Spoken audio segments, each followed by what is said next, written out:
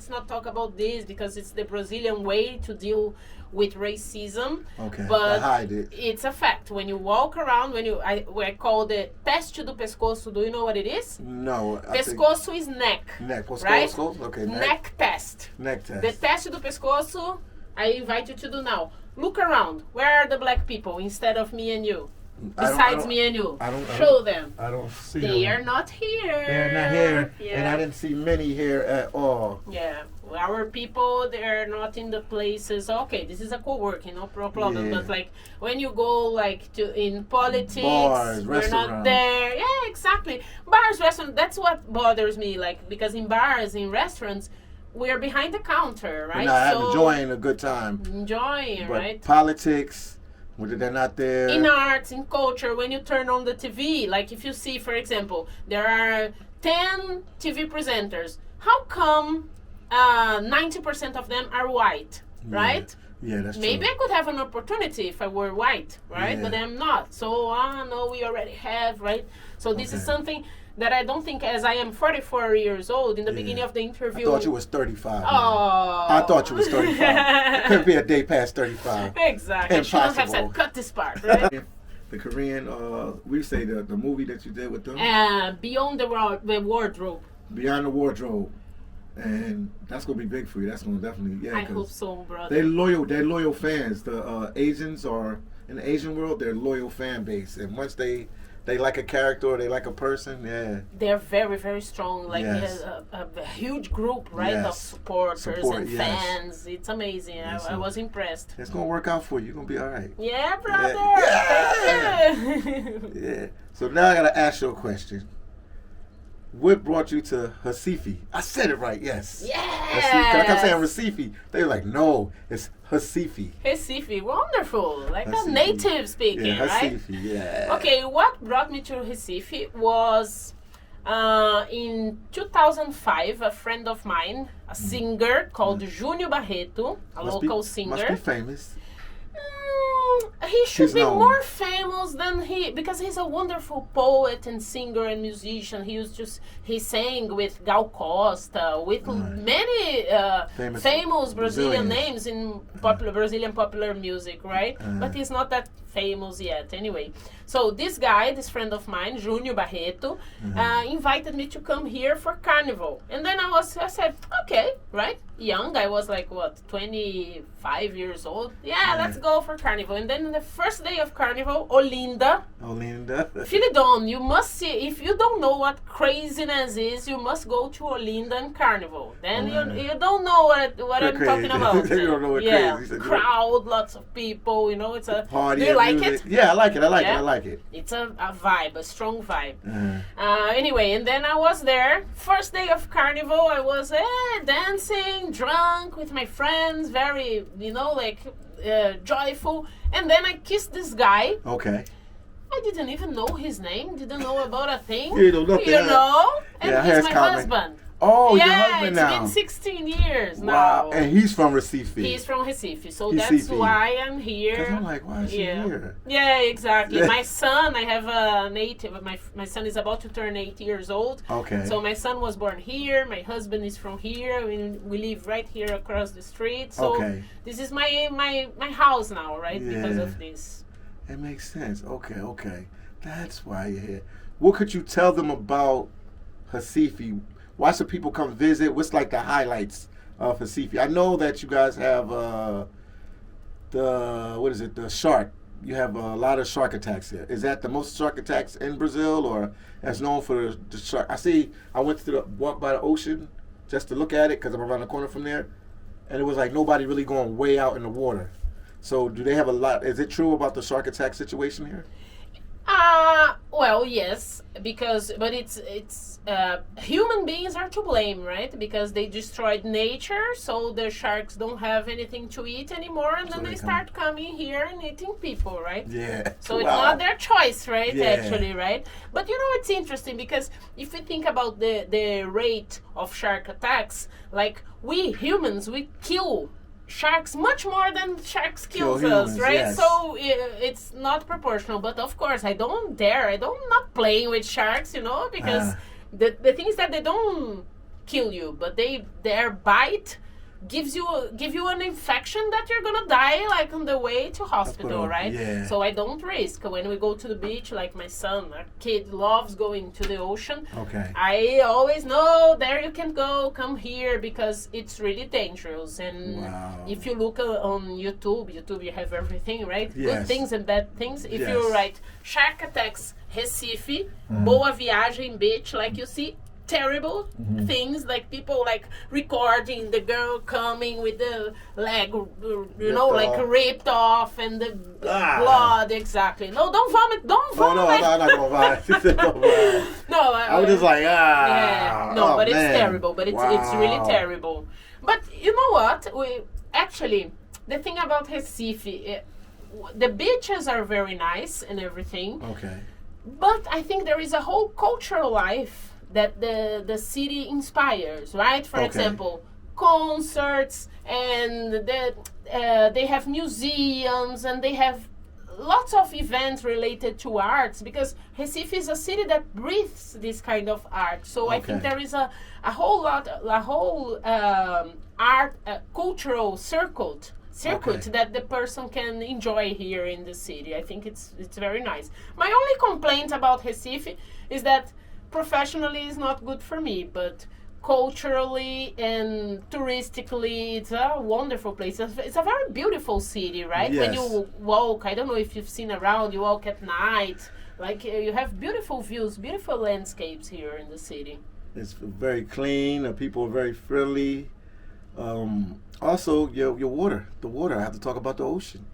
Not even just the sharks, has a Caribbean feel. The ocean, the water is a lot clearer. I was just in Salvador Bahia before I came up here, and your ocean is like clear blue and green, like the Caribbean. Exactly, it's very beautiful. And well, here we're talking about an urban beach, right? But if you go to Carneiros Beach, Tamandaré, 2 cities around here, like 30 minutes drive, 1 hour drive from here, then I think Caribbean would lose, right? The competition. Yeah. I'm gonna have to check it out to see what they got. It's controversial, right? Yeah, I got family from the Caribbean, so I gotta check it out. Let's see. I gotta check it out. That was a big statement you just said there. I gotta check it out.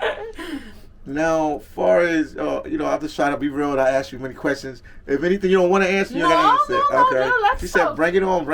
Yeah, bring it on. Bring it on. What about do they have a black population here in Recife? Because I don't really see too many black people here. Now we came to the subject that hurts us black people, but we have to talk about this, right? Yes. Recife, well, when you're talking about the colonized, right? Yeah, colonization. Recife, how do you say people from Holland? Amsterdam or Holland? Exactly. So Netherlands, from the Netherlands. They're these from the Netherlands. people came here, right, as the colonizers were here. Oh, from the Netherlands. Yeah, wow. yeah. Good history. Oh, okay. Exactly. So of course, like if when we look back in history, there is a lot of blood behind all this beauty and everything, right? Well, Brazil, the history of Brazil is there is a stain of blood, right, in our history. So it's something that we say, it's a racial democracy. No, it is not, right? Okay. Yeah. When we walk here, especially, it depends on the neighborhood you're in. Here in Boa Viagem, right? Boa Viagem. White neighborhood, right? Yes. If you see around, like, people support the actual government, Bolsonaro, who is something declarably racist, sexist, homophobic. So all this, right, is to say that here there is a sad story that they want to hide. Let's not talk about this because it's the Brazilian way to deal with racism. Okay, but hide it. It's a fact. When you walk around, I call the teste do pescoço. Do you know what it is? No. Pescoço is neck. Neck. Right? Okay. Neck test. Neck test. The teste do pescoço, I invite you to do now. Look around. Where are the black people instead of me and you? Besides me and you.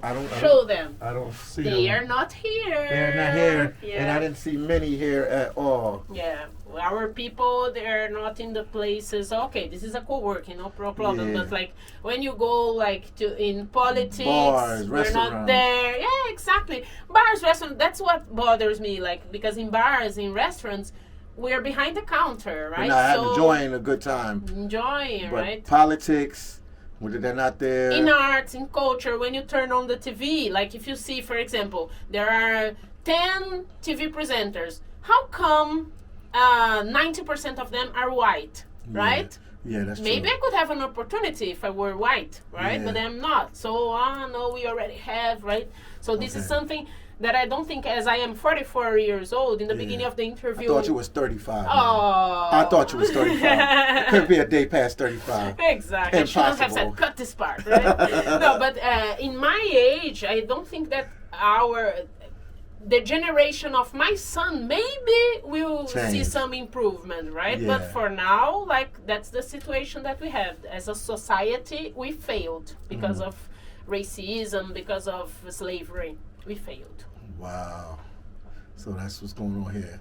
And far as, what is it, what can I say, music. What is the music? You know, each place has their music that they listen to. What's the music here?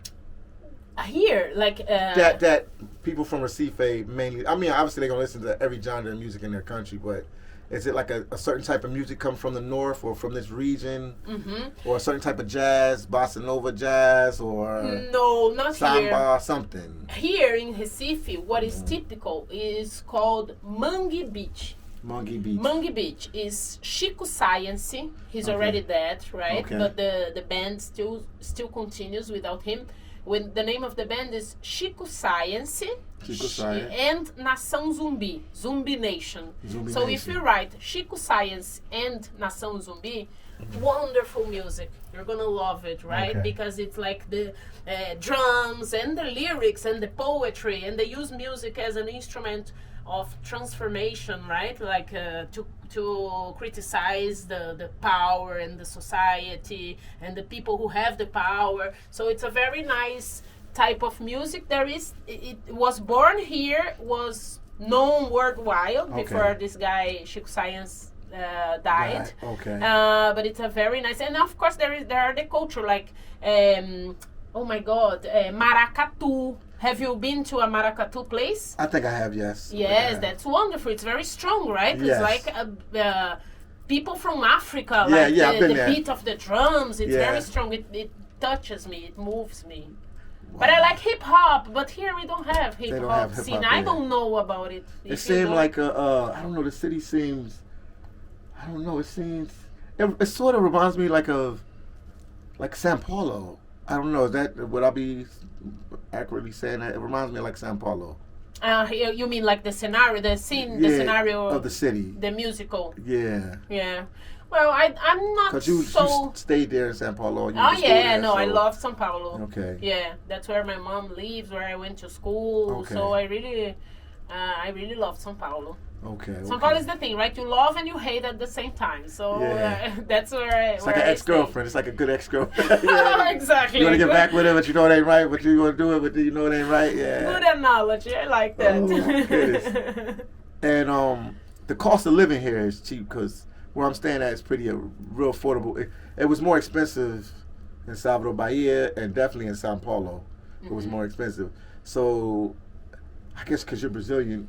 Like, would you say for somebody to come to visit, is the cost of living here a lot more affordable here than if somebody was going to rent an apartment, like for a month here, would it be a lot cheaper to rent it here than to rent in Salvador Bahia or São Paulo and places like that, or Rio? Yes. It would be definitely a lot cheaper. Yes, I think so, because Recife is out of this circle, right? When you talk about the southeast, right? Yeah. São Paulo, Rio, where everything happens, right? When you say it's the heart of the country, where you have talking about professionally, the big productions, everything passes like from São Paulo and Rio. And here, Recife is like out of the circuit, right? When you think about Salvador, for example, it's much more touristic than here in Recife. So I think this facts put the price up, right? When you're going to rent a place to stay in these places. And here, Recife is not that expensive, but still nowadays, Philidon, because of the situation that our people, you know, like because of the government and the crisis and the pandemic, you know, like all the bad stuff happened to Brazilian people, you know, in the past few years. So our people were really in a tough situation. Like many people, I don't know if you've noticed, many people on the streets, children, people begging, people eating garbage. You know? And they said it wasn't like this before. Of course, we've always had it, but now it's worse, right? Okay, it's at the all-time high. Yeah.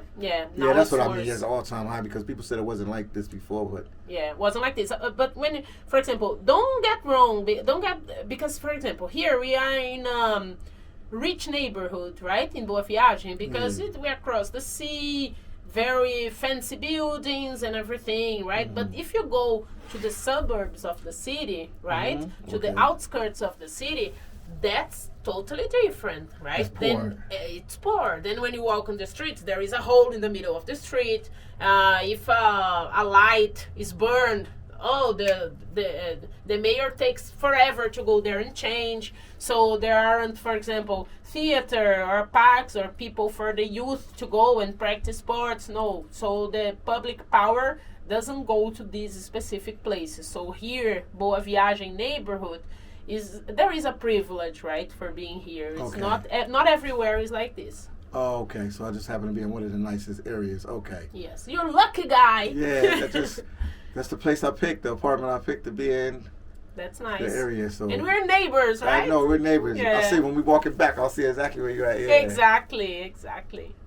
And just a couple more questions and that'll be it. You said, okay, you talked about the cost of living.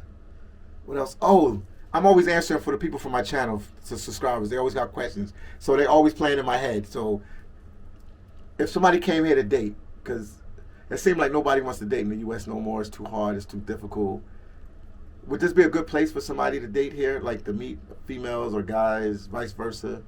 Recife, would it be a good area? Because you met your husband here. So would you say it's a good place for somebody if they was looking to date to come here, like to meet somebody? Would this be a good city in Brazil to meet somebody? Philly, I'm not the best person to talk about this because I'm out of the market, if you know what I'm saying. Because I've married for like 16 years, so I don't really know that much of what it's like. But what I hear from my friends' perspective, because I do have lots of single friends, right? What I've heard, one of them I wanted to introduce to you, this girl. Please do it, please. Please. Jessica, meet this man very soon. Philly Dom, I'm here. Yeah, Philly Dom. We can go out on a date and wear the same hat. That's the guy. Good. No, but what I think, right? This is my opinion. I think that nowadays it's tougher for people in general to date because of the internet, because there is Tinder, there is, like the apps, dating apps. And nowadays it's like we don't support things. For example, some time ago, if you have a fight, if you had a fight with your husband, you go, you talk, of course, you want to kill him, but then you discuss, and after, 3 days, you're back again together. And everything okay. Nowadays, I think people, they don't have patience anymore. So when they say, he did that, I don't want to do anymore. So they break up, and then you block the person, you don't see anymore, and then you find someone else. And then 2 days after, you have another argument with another person, and you block them. And then you go, you cut, these relationships. So I don't know. I don't feel I have much to talk about this subject, right? Okay. But basically because I don't know. I really don't know. I know very few single people here in Recife. The single people I know, my friends in São Paulo, it's tough for them. Most of them, I met this guy, but we didn't talk anymore. Exactly. I think nowadays people, they don't want to have long-lasting relationships anymore. Don't you think? Yeah, I agree. Like you said, the tolerance is, they don't have no tolerance for nothing. Once it's a hard situation in a relationship, they want to break up because everything in a relationship is not going to be up. It's not. It's going to be down. It's going to be up. In the middle, it's down. Exactly. Up. You got to take it even when it's in the middle and down. Some people they just want it like a fantasy, like be on like what you call it, cloud nine, like on and cloud nine. Yeah, everything. Yeah, so happy all the time. That's nothing in life is happy all the time. Nothing. Even the richest person is sad sometimes. Exactly. They can have all the money in the bank, the nicest car, the nicest everything. They have bad days. So lack something, right? Always something is lacking. It's something always lacking. So I understand what you're saying. Yeah. So she's saying it's tough here today too, as well. Yeah, I think so. But of course, when for example, my father lives in Switzerland. If you are in Switzerland and you want to meet someone, I think you're. Can I say a bad word? No, yeah, you can say I was going to say fucked, right? But you can say it. No, but I think it's much more difficult because people are more, right, like probably you won't be walking in Switzerland and someone say, hey, so let's have a beer. Like, I think it's much more difficult. Yeah, everybody don't trust each other. It's like that in the U.S. That's another reason why a lot of guys and girls and ladies from the States want to come to other countries today because everything is so tough in the States. The way they program everything, people are so scared of each other. Like how we met, we sat down, we drank a beer together and talked for a second. Nobody would do that in the States.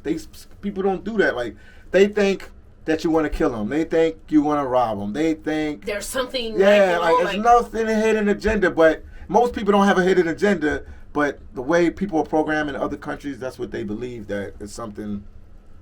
Something that's that you want to take for something. I don't know why, but that's how it is. But are you talking about Philadelphia or are you talking about I'm talking US about the state. General? I can say the U.S. in general. Oh, yeah. We're scared. We're scared. The way the media portrayed everything, we're scared. And the U.S. is a very dangerous country too, and they never, for some reason, they always avoid around that to make it like it's not a dangerous country. My city of Philadelphia, if you can Google it, when you go home today, YouTube it. Murders all the time, killing all the time. Black people or white people? Black people doing it. White people doing it too, but for some reason the city I'm from, it's probably like I want to say, man, I don't know. It's been years now, so the statistics could have changed. It might be like around, somebody from the channel, double check me on this, probably like 40 or 50% black people in my city, maybe even more than that. And it's a lot of like senseless murders and stuff like that. I feel more scared in Philadelphia than I'm here in Brazil. Everywhere I go, they say it's dangerous. When I got off the bus to come here, they was like, Recife, it's so dangerous. That's the first thing they told me. Yeah. I'm in Sao Paulo, so dangerous. Don't go to Rio, it's so dangerous. Salvador Bahia, dangerous. Like, but the States is the same way. Philadelphia is dangerous. New York, dangerous. Miami, dangerous. Los Angeles is dangerous. Like, Boston, dangerous. Yeah. It makes me sad, because it's more dangerous for us black people, right? Yeah. And then we know what it's like, right? When we think about George Floyd, look at that. Yeah, that was crazy. Yeah. And we have that happen all the time. We have it's a YouTuber. He was from Philadelphia. He passed away. He had like a heart attack. He had like high blood pressure and everything. Yeah. And he said, I'm not gonna say his name right this. Well, I said his name, Charles Tyler. Oh. Charles Tyler, that's his name. Oh. He used to come here a lot to Brazil, and he used to tell the black people in the States. This is what it said was, he said, "Stop protesting and start packing." He was saying if somebody doesn't want you in their country, go somewhere else where you're welcomed at. No. Because you got like the George Floyd, that's one incident, and then a week from now, or a month, or a year from now, it'll be another incident. Since I've been a little kid growing up in Philly, it's been incident after incident after incident after incident after incident. So I don't feel like it's going to change. So I feel like if you don't like, the guy from Philadelphia, the YouTuber, said if you don't like your situation, Charles Tyler, he was saying just go to a different place where you're more like that. Yeah, I understand. Well, when you're talking there, it came to my mind here in Recife about 2 years ago. Look what happened. There is a very elegant and rich building in near downtown. Okay. Called Twin Towers, Torres Gêmeas, right? Have you seen this place? It's a very high building. I've seen it on YouTube. Yeah. You can see it from wherever when you're coming downtown. You can see. And then there was this white lady, blonde lady. Her husband used to be a mayor in another city. I mean, like rich people. Okay. And then even during the pandemic, they made their maid, the woman who worked there, come to work. And this maid, called Mirtes Renata, she had a son, so she brought her son. And then one day, it's a terrible story, okay? I'm sorry for telling you this. And then one day, this lady, Mirtes Renata, came to work with her 5-year-old son, Miguel, his name, my surname. Yeah. And then the lady said, you have to go and walk my dog. And so Mirtes Renata went downstairs to walk the white lady's dog. But she did, for some reason, she didn't bring her 5-year-old son. Her 5-year-old son stayed there with the white lady, right? Okay. The owner of the house, while his mom was downstairs taking care of the dog. You know, like, of course, the dog was much more important than a black kid, right? And then the black kid, Miguel, wanted to know where his mom was. So he started, I want my mom, I want to see my mom. And the white lady, called Sari Corte Real, the white lady got fed up because she was having her nails done, right? And she didn't want to be bothered with him. With you know, like the maid's son. You won't believe what she did. She put the kid inside the elevator, pressed the button to go up. His mom was downstairs. She put the guy to go up. When the guy was 5 years old, a kid, a baby, he went down in another floor, but the building is very high.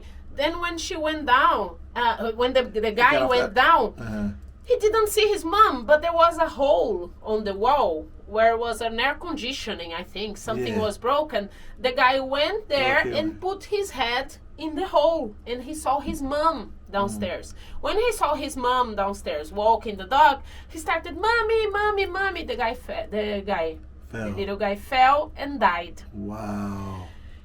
Everybody knows this story. It always touches me because I have a son. And what happened is that this lady never went to jail. She paid a fee, right? And she's free. And it's okay. And she never talked on the news or say... She cried. She said it wasn't her intention. But I mean, come on, Philly. Would you put a 5-year-old kid in an elevator and say, you go there? No. You do anything you can. You know, like if it was a white kid, like a friend of her son, she would have did that. She would give him a mobile. Or call a cell phone and say, you know? Your son is getting on my nerve. Can you come get him? Exactly. Anything. Or I'm going to drop him at the front, at the door, and the door guy will bring him to you or something. Exactly. She killed this guy. So why I'm saying this? Because she's not in jail. So I don't know. And that happened in Recife. Wow. It happened in Recife. And this woman, they said, well, I don't, there is nothing good coming from this story, but this little guy. No, just show you that stuff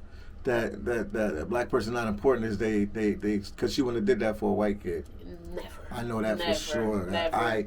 She would have called the mom. I can see her calling the mom and saying, "Look, your kid is getting on my nerve. Come get him." Exactly. She would do anything. But not she wouldn't put him there and put him in the elevator. Like, he's 5 years old. He don't know when nothing. we say that Black Lives Matter, right? This is exactly matter for who, right? For us, right? Because for people who have the power thing, doesn't matter. Like, and then this guy's mom's Mirtes Renata. Then she started. She's fighting for justice, right? There is a hashtag Justice for Miguel, Justiça por Miguel, up to nowadays. She studied law because she wants to, you know, to see what she can do for something like that. Exactly, but this woman's life is over, right? Yeah. It's over. Because she lost her son. Yeah. And that's the story. I don't know if did the police officer who killed George Floyd he's in free? jail. No, he's in jail. In jail. Oh, the U.S. They went hard. They had no choice, right? When you piss a black person off in the States, one thing I can tell you about the States, you piss off the wrong black person, they're not scared to die. They will go to the limits. Okay. Yeah, I was in Haiti when it happened. I was in Haiti at the time when the George Floyd situation happened. And I was watching with my Haitian cousins. I said, watch what's about to happen next. They said, they're not going to do nothing. And then my cousin was like, damn, they riding in every city. I was like, black people in the States, they don't take nothing laying down. I understand. They don't take it laying down. They rather lose their career, their job, to make an example of something. They say, at least I'll die for a cause to let something just happen. Yeah. No, he's in jail. He's in jail. Here, but he doesn't really have no remorse. Happen. He doesn't have remorse. Yeah. Oh, in Brazil, they don't have... no, in Brazil, it doesn't happen. Yeah, it just seemed like he had remorse. I see him at the trial. He just like,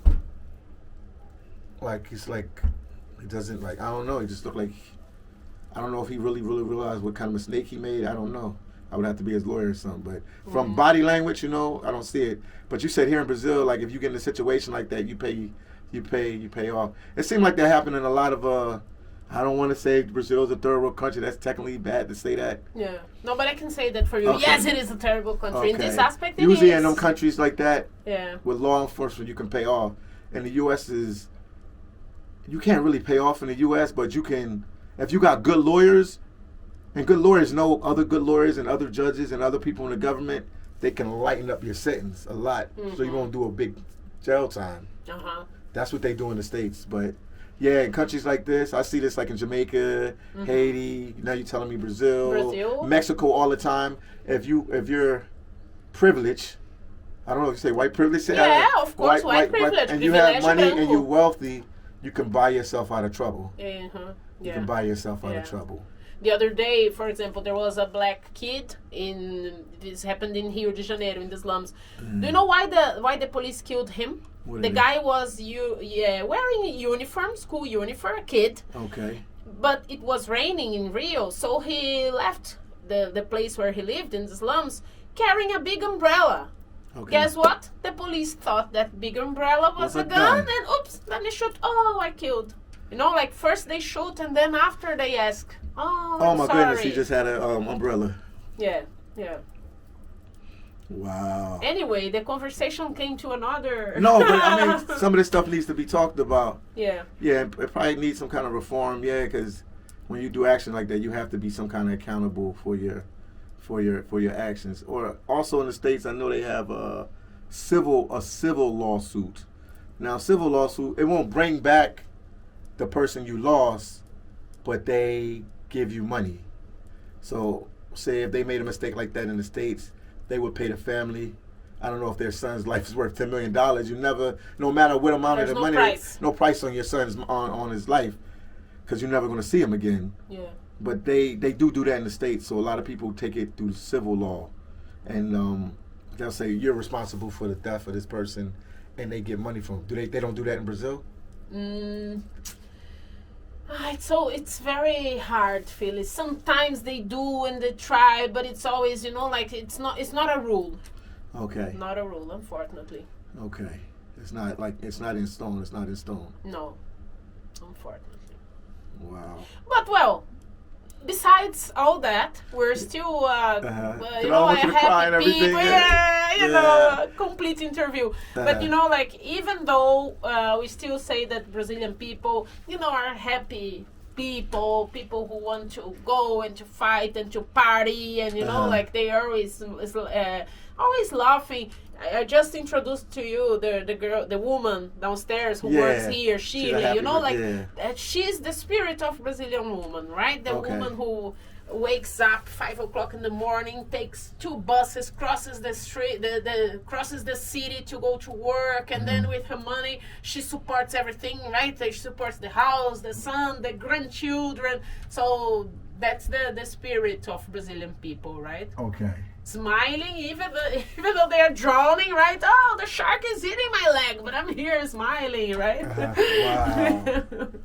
So no matter what, they're happy. They no matter what kind of struggle they go to or whatever, they try to be happy. Because exactly. This is a happy country. Like I said, I see people are like, oh, maybe they don't make as much as people in the States and stuff like that, but you guys are a lot more happy. People in the States are not happy. And if they watching now, they be lying too if they said they're not happy. There are a lot of them, not everybody. I'm not talking bad about the States because I'm from there. I have family there, and I got good jobs there and everything like that. But the people are not happy because it's so structured. The life is so structured, and the bills are so high that if you're not like a multi-millionaire in the States, we call it like you're in a rat race, the 9 to 5. You like 2 or 3 paychecks from being bankrupt or broke.